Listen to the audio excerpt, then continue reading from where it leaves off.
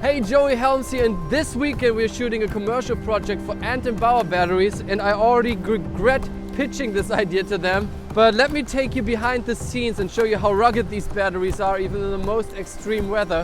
While we cannot visit Iceland or the Arctic, we have kindly the Arctic visiting us here in Chicago, introducing the Polar Vortex.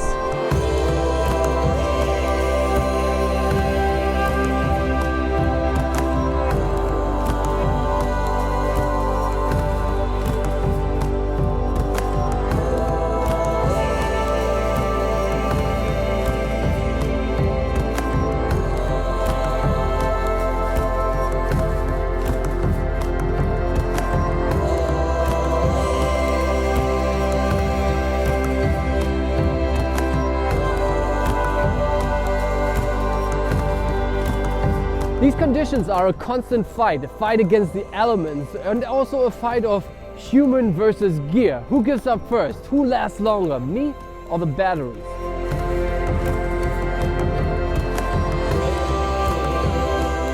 To give myself a fighting chance, I tested out a few clothing options over the past couple of days outside leading up to this crazy weather. And layers are absolutely essential, and also hand warmers become your best friends. It quickly became obvious to me that the hands are absolutely the weak spot in this layers festival because you need to maintain some dexterity to control and hold your camera. I got these gloves sent from Valoray. They're actually a good medium between warmth and dexterity, and if it's getting really cold or if I'm just hiking and I don't need to use my hands, or if I'm just waiting around for something to happen, I put them in these mittens. They're kind of the sleeping bag for my gloves, and that keeps my hand really cozy. Now on the gear side, most of you...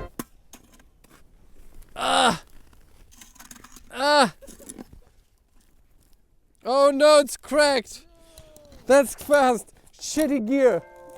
Now on the gear side, most of your equipment, if you look at the specs, comes at an recommended operating temperatures. And frankly, most gear is not rated to work at sub-zero temperatures, neither in Celsius nor in Fahrenheit. The Red Komodo, for example, is rated at 0 to 40 degrees Celsius, something like that in, put it here in Fahrenheit. Though the Titan Micros, they are supposed to go from -15 to +40 degrees. And actually I've been told that they held up even at way lower temperatures like we have right now. So let's see who gives in first. Flavor of temperature or gear? Let's check it out. One way to up your production value is having a friend who has a car rig. That allows your crew to stay warm inside the car and just your talent basically to freeze off their ass. My crew today is Patrick Harney and his fiance. Hi! They're both moving to Arizona next week, so this is our last hurrah.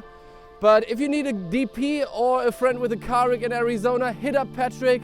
But for now, it's ciao. Bye-bye.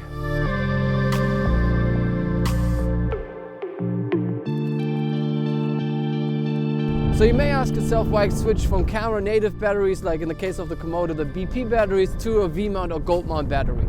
The BP batteries are lightweight and compact, but they were just not cutting it for me on the Komodo anymore for two reasons. First of all, they are draining incredibly fast in even milder to cold conditions. When I was shooting with the Komodo in summer, there was no problem with the batteries, but when the temperatures dropped in fall and it was just like a little below room temperature outside, they were just like cutting out, and they were just not delivering as much juice as they were supposed to do. And second, I always run the Komodo with a monitor which needs to be powered as well. So instead of lugging around NPF batteries and additional chargers, I can power now everything from one source. It's warming up now, right? Is it just me? The Titan Micros come as both a V-mount and a gold mount version, and in three different sizes: 45, 90 and 150, ranging from 47 to 140 watt-hours. On a Komodo, that gives you around either 2 hours, almost 4 or almost 6 hours of juice. 6 hours of juice! And double that if you have the Ant & Bauer dual battery plate on it, and you can just mount two batteries at the same time and hot swap.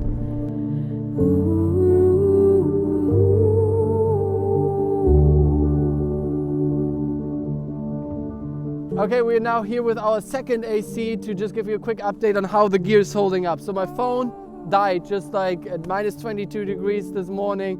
Just decided to pass out even though it was fully charged.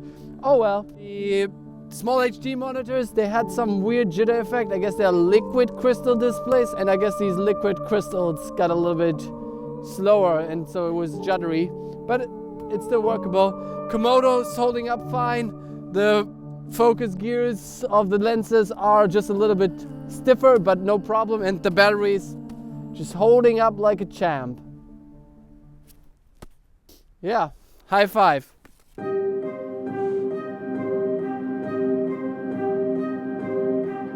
Anton Bauer has been around for over 50 years by now and can be found on many major productions, like even IMAX movies like Tenet. And yes, the quality comes at a premium. The Titan Micros range from $240 to $380 a piece. But if you look at the lifetime value, i.e. how many charges you can get out of this battery over time reliably, this is where these premium batteries really justify its higher price tag. They amortize more efficiently over time.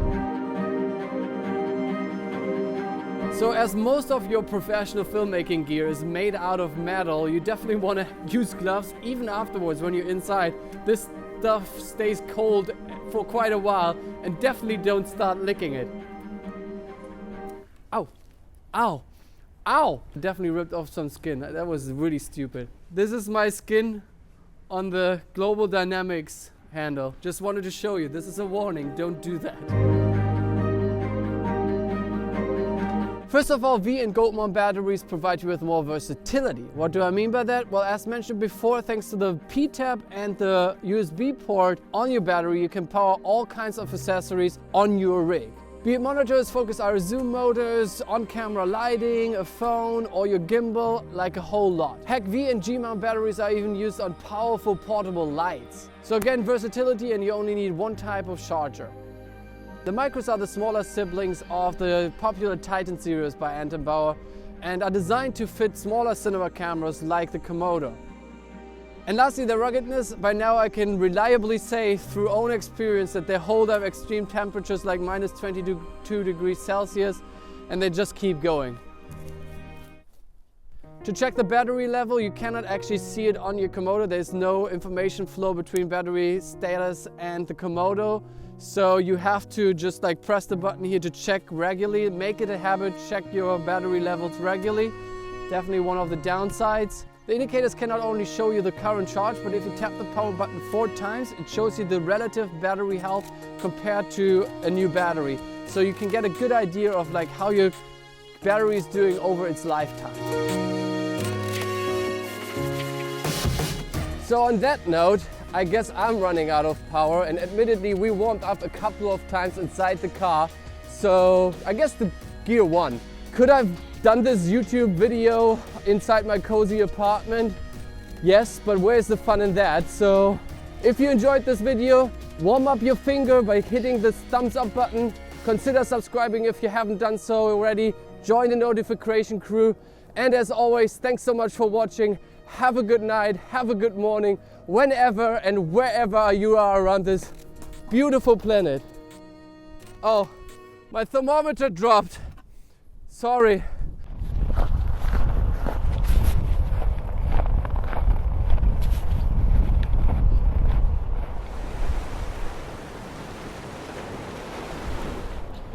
I usually source my stories on the go, traveling our magnificent planet. The abrupt stop of all global travel changed us though, and forced an unforeseen opportunity upon us. The opportunity to go out and tell stories from our own backyards. My stomping ground, Chicago, gets really rough in winter and transforms into this eerily beautiful place. With temperatures dropping down well below zero at times, it's a true test for both body and equipment. Thanks to the rugged nature of the Anton Bauer Titan Micros, I have a reliable power source for my Red Komodo and other essential gear, even in the most extreme conditions. Having one battery to power camera, monitor and accessories keeps the charges I have to carry on an expedition to a minimum, and heck, I can even charge my phone or gimbal with the Micros. Moreover, their small build and lightweight matches the Komodo and enables my run and gun, often handheld style of shooting. No matter if I'm out in my proverbial backyard or in the most stunning locations around the globe.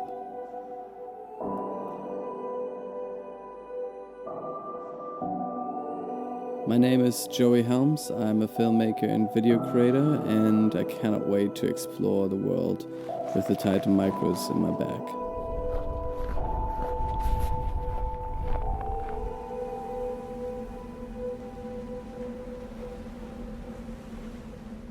And I had the great idea of putting the drop-in ND in my mouth to hold it so I can swap them out, and it touched my tongue and my tongue froze to it.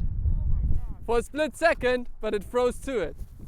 Now on the gear side, Flavor Flav says, I think my nose is frozen.